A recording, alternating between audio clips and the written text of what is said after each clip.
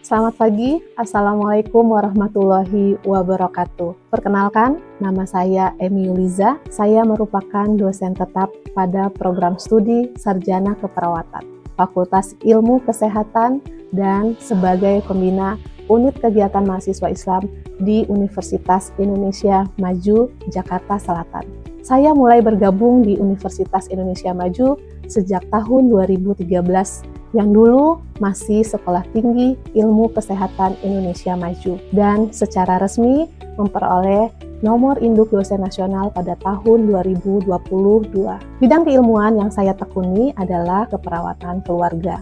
Adapun topik penelitian saya berjudul Gambaran Pengetahuan Keluarga tentang Penyakit, Peran, dan Respon Keluarga dalam Merawat Pasien Skizofrenia. Penelitian ini berkaitan erat dengan salah satu pokok bahasan dalam mata kuliah keperawatan keluarga, khususnya terkait peran dan respon keluarga dalam merawat anggota keluarga yang mengalami gangguan jiwa. Dan sejalan juga dengan pengabdian di masyarakat bahwa sangat dibutuhkan sekali peran serta dukungan dari keluarga untuk meningkatkan derajat kesehatan di masyarakat. Pada kesempatan ini, saya menyusun video pembelajaran sebagai bagian dari unjuk kerja Tridharma Perguruan Tinggi PDD UKT PT dalam bidang pengajaran yang menjadi salah satu syarat untuk mengikuti sertifikasi dosen di tahun 2025.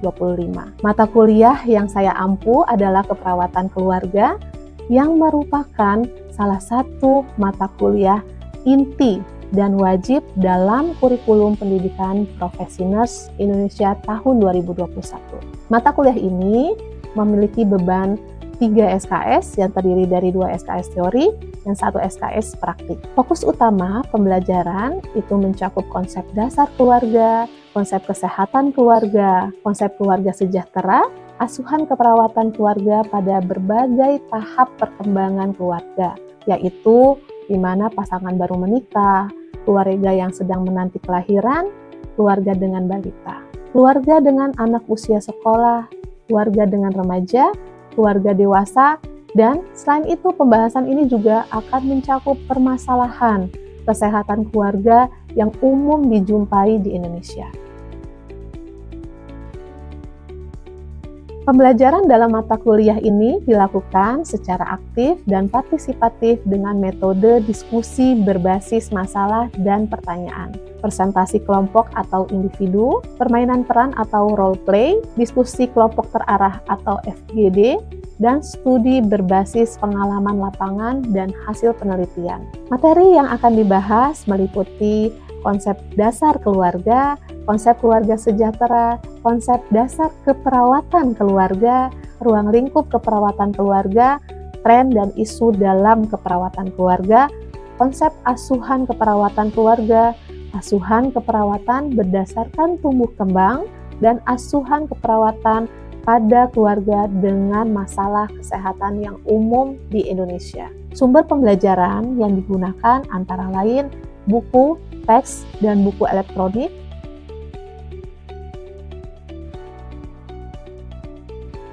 artikel ilmiah berbasis bukti evidence-based practice-nya, kemudian pengalaman praktik lapangan secara langsung. Luaran pembelajaran mencakup tugas individu dan kelompok, penyusunan modul ajar dan penyusunan dan penyajian video role play sesuai dengan topik pembelajaran. Adapun komponen penilaian dalam mata kuliah ini disesuaikan dengan kebijakan institusi, yaitu kehadiran 5%, tugas mandiri 10%, tugas kelompok 15%, kuis 10%, dan ujian tengah semester 25%, serta ujian akhir semester 35%. Demikian pengantar pembelajaran yang dapat saya sampaikan.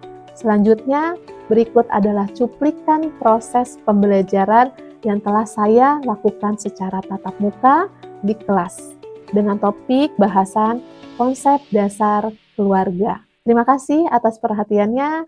Wassalamualaikum warahmatullahi wabarakatuh. Assalamualaikum warahmatullahi wabarakatuh, teman-teman semua. Waalaikumsalam warahmatullahi wabarakatuh. Alhamdulillahirrahmanirrahim. Masih semangat ya? Masih Sore-sore ya, selamat sore teman-teman. Meskipun sore kali ini teman-teman harus tetap semangat ya. Baik, kali ini untuk pertemuan pertama kali kita ya di mata kuliah apa? Keperawatan keluarga. Di keperawatan keluarga, mungkin RPS sudah bisa kalian unduh di e-kampus ya teman-teman. Sudah dibaca? Sudah. Alhamdulillah. Artinya yang pertama kali terkait tentang konsep keperawatan keluarga ya teman-teman.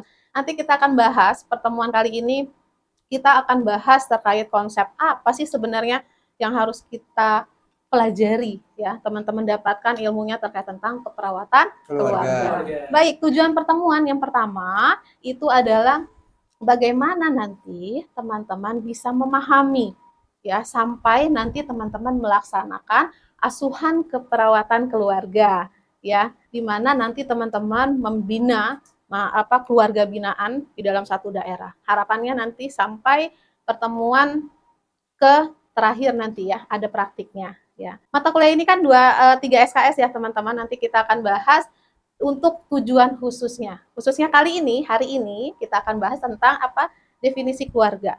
Pengertian keluarga, apa itu keluarga, kemudian ciri struktur keluarga, dan nanti fungsi keluarga sampai ke keluarga sejahtera itu apa.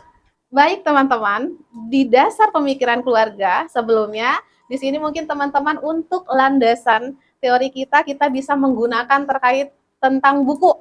Bu Emi ada buku di sini, alhamdulillah, buku keperawatan keluarga ya. Mungkin nanti teman-teman bisa akses di e-booknya perpustakaan kita gitu ya. Kemudian nanti mungkin kalau memang bisa teman-teman bisa hardcovernya bisa dijual ya, dibeli ya, tapi bukan di sini ya. Nah, di keluarga, di keperawatan keluarga, next, di dasaran pemikiran kita, landasan teorinya apa sih kira-kira, kenapa penting kita itu harus belajar keperawatan keluarga, untuk apa?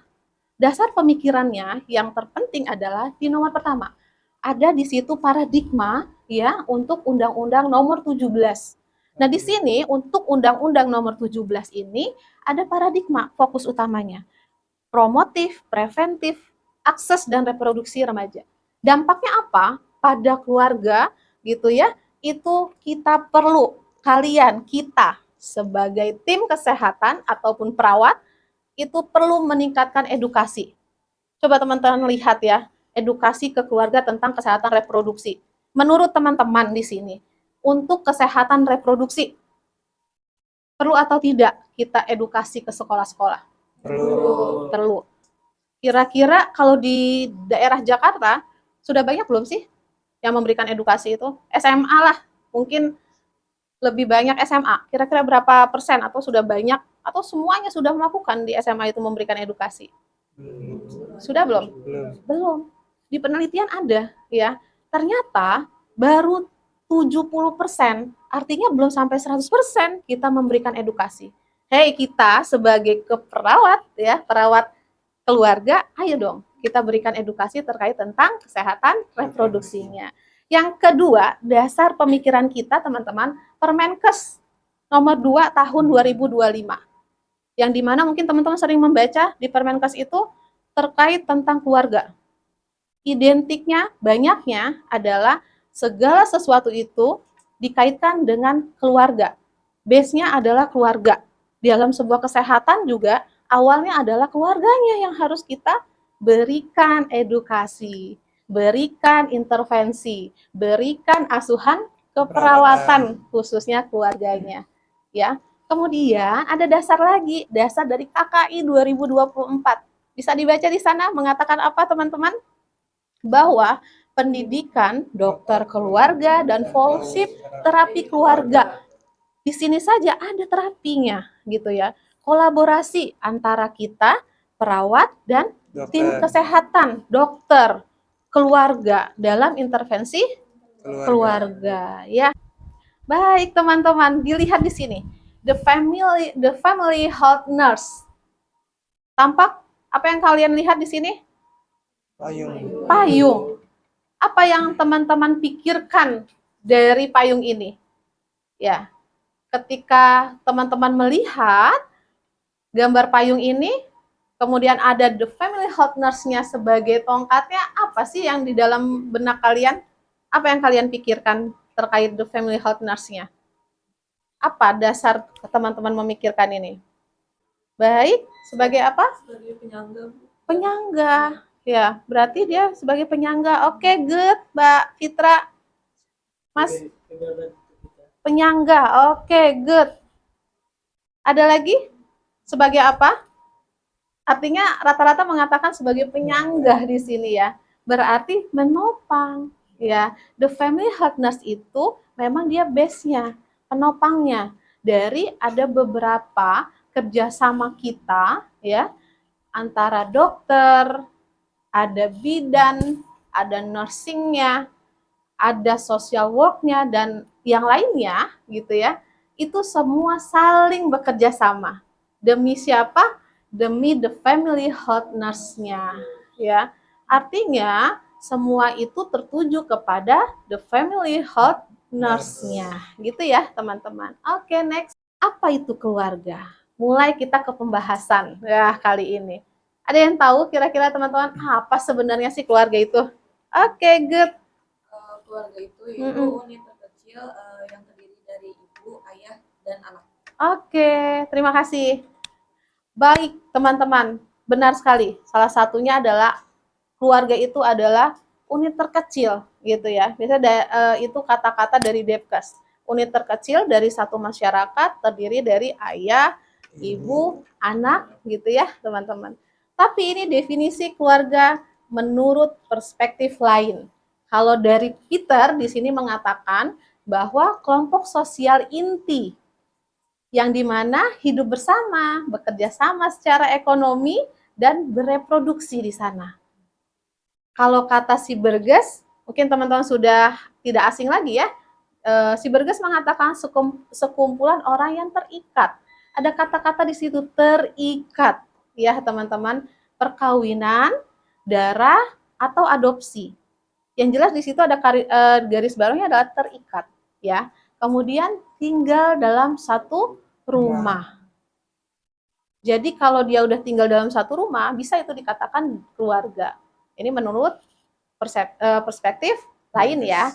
BKKBN mengatakan bahwa unit terkecil dari masyarakat tadi yang dikatakan Mbaknya terdiri dari kepala keluarga, kemudian dari anggota keluarga lainnya. Para sosiolog dan lembaga ini mengartikan terkait definisi keluarga itu berbeda-beda. Tapi teman-teman bisa lihat, tujuannya sama nggak? Sama. Untuk apa? Keluarga mencapai satu tujuan bersama. Kemudian di sini ada beberapa tadi sudah kita bahas ya terkait tentang keluarga menurut Bailon dan McRyan. Next. Ciri-ciri struktur keluarga. Apa saja ciri-ciri struktur keluarga? Yang pertama, ada unit primer. Artinya apa primer? Unit pertama, interaksi, tatap muka, ya. Nggak mungkin kan dalam sebuah keluarga tidak ada tatap muka di situ. Ya, gimana itu? Dalam satu rumah masa begini aja, ya. Kemudian komunikasi yang intens. Ada nggak di sini yang dari pagi sampai sore ini yang WhatsApp atau ada kabar dari ibunya, orang tuanya? Ada, Bu. Ada, ya. Itu salah satu komunikasi. Lagi di mana? Lagi kuliah, ya.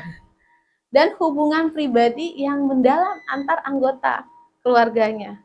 Banyak Bu kasusnya yang mungkin ada hubungan pribadinya agak kurang. Nanti kita bahas kenapa bisa seperti itu ya. Kemudian apa? Budaya bersama. Ada budaya bersama di sana, mengembangkan norma. Kemudian nilai-nilai sebuah kebiasaan. Artinya, dan tradisi unik yang diwariskan dari generasi ke generasi. Artinya, budaya bersama itu apa teman-teman? Ada sesuatu yang memang setiap keluarga pasti berbeda-beda untuk budayanya. Misalnya ada yang satu keluarga sering dia makan bersama, tapi makan bersama nggak di luar. Mungkin lebih senang di meja makan bersama di rumah. Ada yang memang dia budayanya senang di luar, senang berkumpul, tetapi dia mungkin mencari suasana yang baru di luar, gitu ya. Itu budaya. Ada yang harus jam 5 sore pulang ke rumah misalnya. Ada gak yang gitu aturannya? Itu sebuah budaya di keluarga gitu ya. Kalau lewat dari jam 5 tidak boleh misalnya apa atau dapat hukuman atau apa di situ gitu ya teman-teman. Tujuan bersama ada memberikan dukungan finansial. Tadi ya yang Bu Emi katakan tujuan bersama di situ. Next. Jenis-jenis struktur keluarga di sini. Ada teman-teman bisa baca nanti ya slide bisa teman-teman download di e-kampus terkait teori dari jenis-jenis struktur keluarga ya. Ini ringkasannya keluarga inti. Inti itu artinya mungkin orang biasa mengenalnya nuklear gitu ya teman-teman. Terdiri dari ayah, ibu, dan anak biologis ataupun adopsi. Nah itu termasuk dari keluarga inti. Ada satu penelitian terkait tentang gambaran dukungan keluarga tentang kepatuhan minum obat. Di sini overview of family support. Kalau dari penelitian ini, teman-teman bisa lihat dari penelitian ini dari kesimpulan. Lihat dari kesimpulannya. Kesimpulannya apa? Artinya dukungan keluarga tentang kepatuhan pasien minum obat itu sangat penting. Teman-teman nanti bisa baca di jurnal ya penelitian dari saya dan teman-teman tim terkait tentang gambaran dukungan keluarga. Kesimpulannya artinya apa? Sangat mendukung jika ya keluarga mendukung, mensupport dari si klien kita itu penyembuhannya cepat. Percaya nggak? Percaya. Tetapi kan banyak faktor. Faktornya apa? Faktor terkadang si keluarga kurang memberikan dukungan. Kira-kira apa faktornya? Kenapa bisa keluarga kurang memberikan dukungan? Banyak ya. Nanti ada beberapa penelitian juga yang menjawab itu semua, teman-teman. Coba nanti teman-teman bisa kaji lagi ya terkait tentang penelitiannya. Ini gambaran. Next. Jurnal, ada beberapa jurnal lagi terkait tentang mekanisme coping teman-teman di sini. Gambaran dukungan keluarga terhadap mekanisme coping pada lansia. Masuk ke keluarga juga ya. Waktu itu pernah Bu Emi dan teman-teman tim terkait tentang penelitian ini gitu ya, melihat bagaimana gambaran keluarganya. Keluarganya kira-kira terhadap mekanisme copingnya efektif atau tidak. Ada yang tahu mekanisme coping itu apa? Apa itu coping? Apa coping? Peran. Coping apa?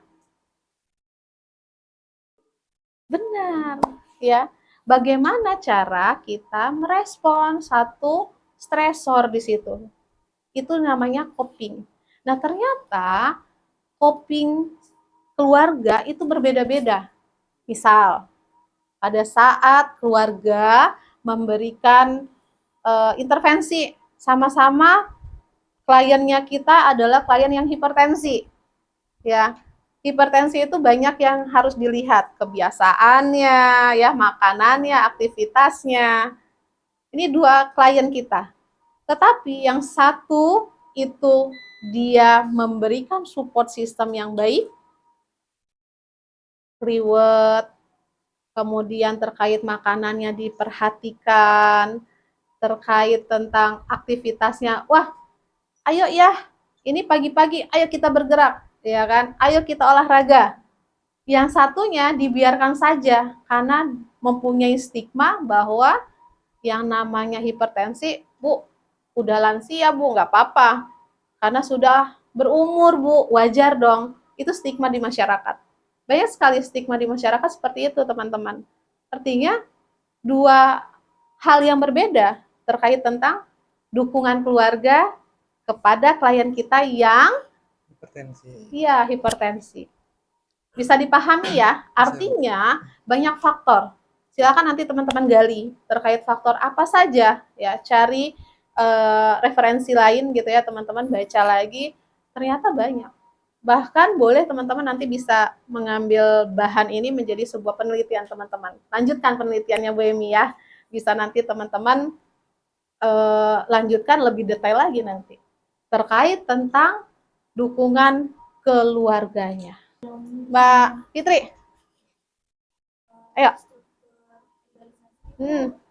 Masing-masing keluarga mempunyai hak yang sama dalam menyampaikan pendapat. Iya, baik. Good, Mbak Fitri. Terkait egalisasi, berarti dia sama-sama memberikan haknya. Kalau memang ada pendapat, silakan gitu ya, boleh berpendapat di situ.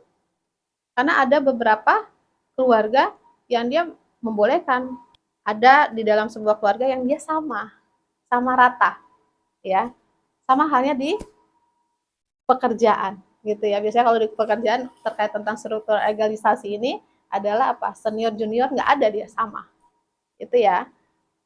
Struktur yang hangat, ya, ada menerima dan toleransi di sini.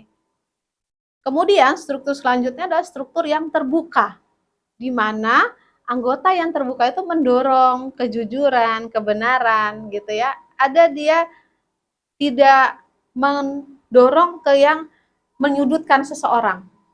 Jika komunikasinya baik, maka bagaimana? Jika komunikasinya baik, maka pengambilan sebuah keputusannya pun akan berjalan dengan baik. Gitu. Tanpa ada paksaan, tanpa ada bergaining, ya, begitu. Agak kenapa di keperawatan keluarga membutuhkan waktu misalnya 1 bulan? Karena kan behaviornya yang dirubah, ya. Ketika mengambil sebuah keputusan itu tidak bisa semata-mata mengambil sebuah keputusan yang langsung 1 hari teman-teman datang ke keluarga binaan selesai, tidak. Tapi itu harus berkali-kali. Karena apa yang di teman-teman lihat, teman-teman berikan intervensi adalah sebuah kebiasaannya, behaviornya yang harus dirubah. Nah, ini dia, peran keluarga terhadap sehat dan sakit. Bagaimana ini peran keluarga? Ya, harus ngapain sih keluarga terkait tentang sehat dan sakitnya si anggota keluarga tersebut. Yang pertama apa? Unit asuhan primer. Bagaimana si keluarga tersebut harus paham. Masih ingat yang 5 tugas keluarga dalam kesehatan? Masuknya ke sini. Yang pertama adalah mengenal masalah terlebih dahulu. Berarti si unit asuhan primer ini harus tahu dulu, mengenal dulu masalah. Jangan sampai si dalam keluarga tersebut kalian memberikan intervensi, tetapi kalian nggak tahu pasiennya ini sebenarnya sakit apa. Kalian tahu pasiennya sakit hipertensi, tapi pasiennya nggak tahu, oh saya merasa tidak sakit, ya biasanya seperti itu. Jadi harus tahu dulu, pahami si klien, ini loh kamu sakit ini lihat tekanan darah, dicek tekanan darahnya 160/100, wah ya. Kemudian nanti cek fisik lainnya, TTV dan lain-lainnya, ya. Ketika ada di anggota keluarganya ada 5 anggota keluarga, maka pengkajian teman-teman semua harus 5 juga. Oke. Baik, yang selanjutnya promosi kesehatan, di mana mendorong gaya hidup sehat seperti gizi seimbang. Nah, sekarang ada programnya ya terkait gizi seimbang, kemudian olahraga dan istirahat yang cukup. Sehingga teman-teman sebagai perawat keluarga salah satunya menjadi apa? Promotor, edukator gitu ya, teman-teman memberikan edukasi. Begitu teman-teman. Next. Nah, di sini teman-teman akan ada next lagi terkait tentang iceberg about family. Apa nih kira-kira teman-teman lihat di sini? Ini lihat apa teman-teman? Gunung es. Gunung es di sini. Gunung es nih ya, gunung es. Gunung es, kalau lihat di gunung es, iceberg about family, lihat di gunung es ini. Ya, kira-kira teman-teman kalau melihat ini apa yang teman-teman pikirkan? Kaitkan dengan keluarga. Oke, bingung. Ini menjadi sebuah tugasnya teman-teman nanti. Ya, kita di selanjutnya, pertemuan selanjutnya kita akan bahas terkait tentang keluarga, masih tentang keluarga, tetapi di keluarga sehat dan sakit lebih detail lagi, kemudian ke konsep keluarga sejahtera. Ya, ini menjadi sebuah tugas yang tadi. Sebelumnya ada pertanyaan teman-teman? Baik Ibu, saya izin bertanya, perkenalkan sebelumnya nama saya Putri. Tadi terkait keluarga, keluarga itu kan unit terkecil ya, yang isinya ibu, ayah, dan anak. Nah, sebelumnya peran ayah itu selain mencari nafkah, apakah ada ayah punya peran lain yang lebih penting yang membantu keluarga menjadi lebih berkembang, Ibu? Oke, baik. Pertanyaan bagus Vanessa ya, terkait tentang keluarga.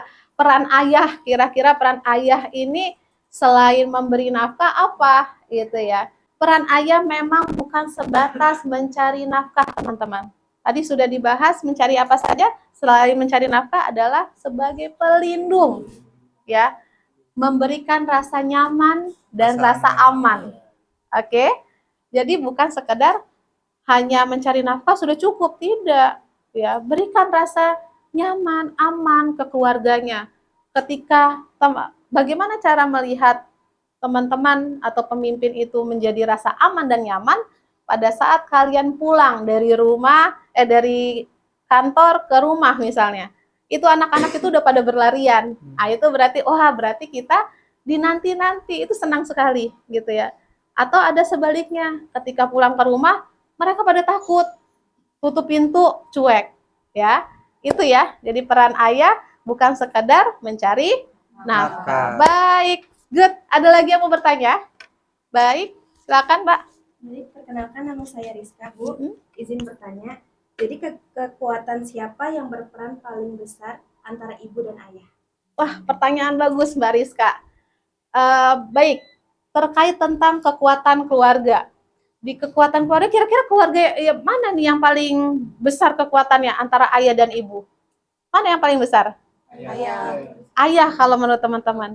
Tapi dalam sebuah keluarga yang kekuatan terbesar adalah ayah dan ibu. Artinya apa? Teamwork. Artinya pembelajaran bareng-bareng.